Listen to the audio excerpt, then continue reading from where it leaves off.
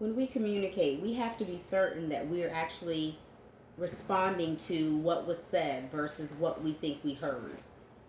A lot of times you'll enter into a high conflict situation because you're choosing to respond to what you heard versus what was actually said. A prime example, you might be in the store and you're rushing, you're already high strung, you're a little upset because you're running late or what have you.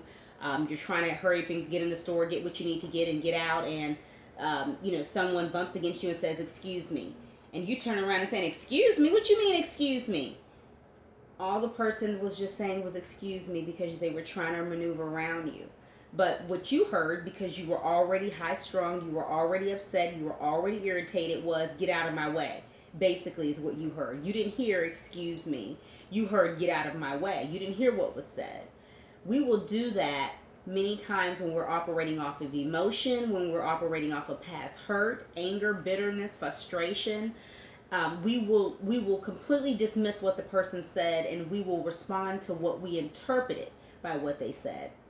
This is very dangerous because it ends up causing a strain in relationship. It causes miscommunication, and it causes so much drama when we do that. Instead of us just taking a moment and saying, what exactly did you mean by that? Why did you say that to me that way? Because this is what I believe you were saying, and this was my interpretation. And sometimes you'll get from the other person that, no, that's not what I was saying at all. This was what I was saying.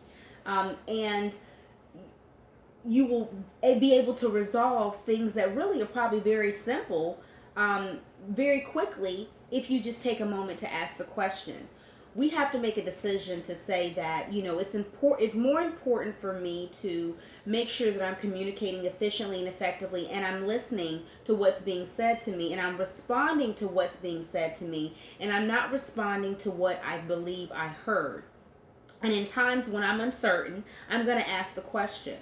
If we are adamant about making sure that our communication is effective, and we want to make sure that we are communicating to resolve matters, to work through relationships, then we have to be willing to put the effort forth to say, what can I do on my end? It can't just be on the other person's end. We have to be able to look in the mirror and say, okay, how can I handle this differently? How can I respond differently?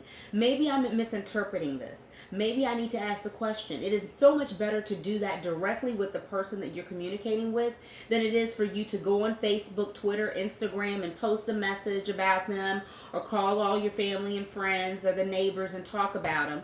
Because after you've done all that, now you've created this whole slew of drama versus just having a conversation with the person. And something that could have been very small, you have now made into this huge thing. It doesn't make any sense how adults do this. This is very immature. It doesn't resolve matters. It makes things worse.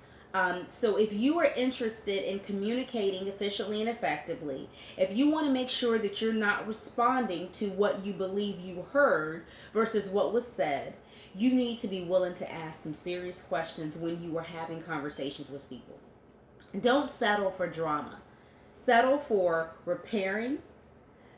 Be determined to repair. Be determined to make relationships work. Be determined to do better with how you're communicating and how you're listening to what's being communicated to you.